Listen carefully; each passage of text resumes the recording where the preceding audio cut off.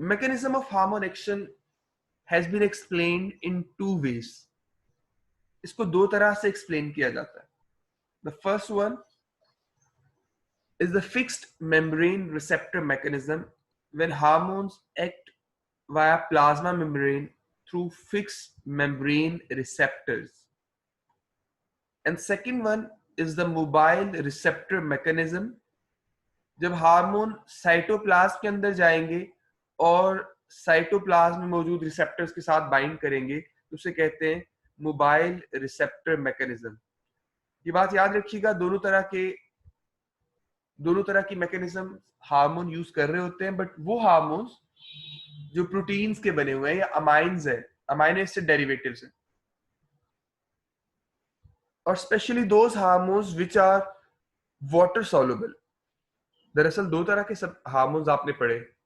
Lipid soluble hormones कल discuss किए थे, जो स्टीरॉइड्स होते हैं, स्टीरॉइड्स, फैटी एसिड, वो लिपिड सॉल्युबल है. और जो लिपिड सॉल्युबल नहीं है, जो वाटर सॉल्युबल है, for example water soluble hormones में आप पढ़ते हैं प्रोटीन हार्मोन्स. प्लाज्मा मेम्ब्रेन आपने पढ़ा हुआ है. Plasma membrane is made up of lipid and proteins. Plasma membrane lipid proteins की बनी होती है, lipoprotein, mainly lipid as well as proteins. तो वो सब्सटेंसेस जो लिपिड सॉल्युबल हैं, स्टीरॉइड हार्मोन, वो तो साइटोप्लाज्म में चले जाएंगे, लेकिन वो सब्सटेंसेस जो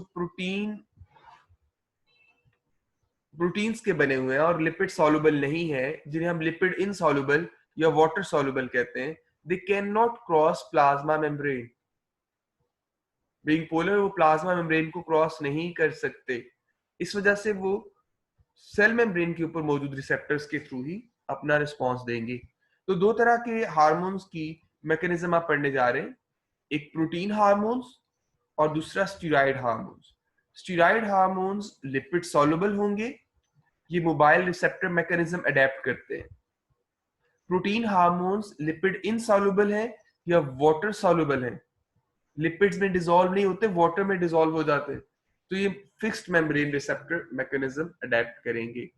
इन दोनों मैकेनिज्म में डिफरेंस नोट कीजिएगा, diagrams as well as a video. These are the steps shown by a hormone which is protein hormone and is carrying out its function via fixed membrane receptor mechanism of the hormonal action. First of all, you can observe कि एक protein hormone हमारे पास दिया हुआ है, epinephrine, you कह लें, या insulin है, ग्लूकागोन है, कोई प्रोटीन हार्मोन.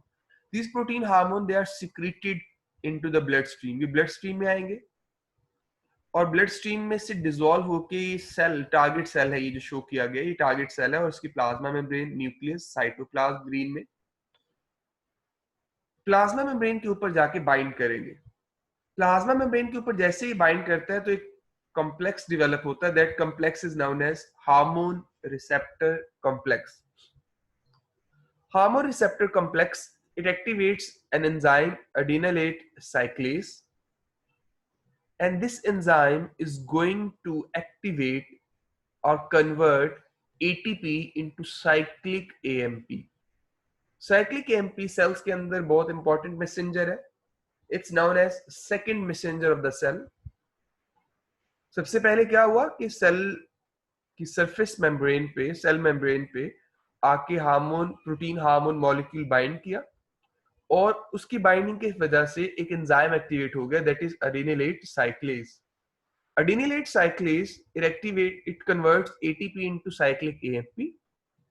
अब नेक्स्ट डी ऑप्शन में देखिए, साइक्लिक एएमपी क्या करता है, ये एक और इनएक्टिव एंजाइम होता है सेल के अंदर, प्रोटीन काइनेज. प्रोटीन काइनेज को ये एक्टिवेट कर देता है और प्रोटीन काइनेज के एक्टिवेटेड फॉर्म किसी दूसरी प्रोटीन, किसी दूसरे एंजाइम की फॉस्फोरिलेशन करके उसको एक्टिवेट कर देती है. फॉस्फोरिलेशन करने का तरीका कि प्रोटीन के साथ एटीपी को मिलाया जाएगा और प्रोटीन तो हो जाएगी फॉस्फोरिलेटेड और एडीपी फिर से रिसाइकलिंग के लिए रेडी होगी. अब ये जो फॉस्फोरिलेटेड प्रोटीन है, एक्टिवेटेड प्रोटीन है बेटा, this activated protein is ready to perform function of the cells. अब वो सेल का रिस्पॉन्स कोई भी हो सकता है, सिक्रीशंस की फॉर्म में, कॉन्ट्रैक्शन की फॉर्म में। तो इस फॉर्म में देखिए ये जो हार्मोन था वो सेल के अंदर नहीं आया बल्कि सेल के बाहर रहते हुए एक फिक्स रिसेप्टर के थ्रू उसने मैसेज कन्वे किया। इसको मैं एक वीडियो के थ्रू भी आपको शो कर देता हूं, just look at this.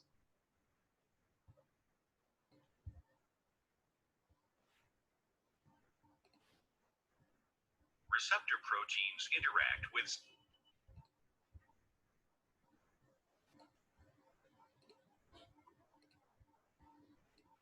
Just look at this.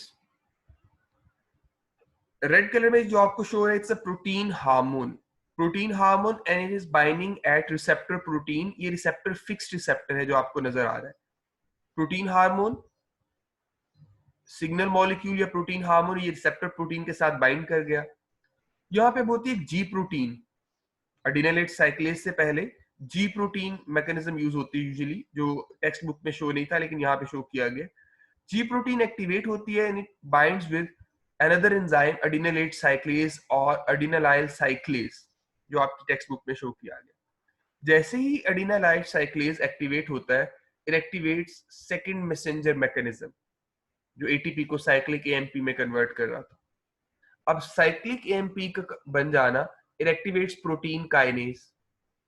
Protein kinase is an enzyme which causes phosphorylation of other enzymes और proteins, ये आपने पढ़ा। प्रोटीन काइनेज इनएक्टिव था, जैसे ही साइक्लिक एएमपी ने बाइंड किया, ये देखिए साइक्लिक एएमपी का बाइंड करना प्रोटीन काइनेज को एक्टिवेट करता है and protein kinase moves to another enzyme to another protein, और उस एंजाइम की सिक्रीशन या उस प्रोटीन की प्रोडक्ट सेल का रिस्पॉन्स है। सेल में ऐसी कई मैकेनिज्म एक साथ चल रही होती है। Just look at this. Signal molecules आए, वो जाके रिसेप्टर प्रोटीन के साथ बाइंड की और रिसेप्टर प्रोटीन के साथ लगने वाली जो एक्टिवेटेड जी प्रोटीन है उन्होंने अडिनाइलेट साइक्लेज को एक्टिवेट कर दिया। जब अडिनाइलेट साइक्लेज एक्टिवेट होंगे तो बहुत सी साइक्लिक एएमपी सेल्स में बनेंगी। साइक्लिक एएमपी अल्टीमेटली किसको एक्टिवेट करती है? प्रोटीन काइनेज, और protein kinases specific enzyme specific protein के साथ लगने के बाद उनका रिस्पॉन्स शो कर देंगे। It's known as receptor proteins interact with signal.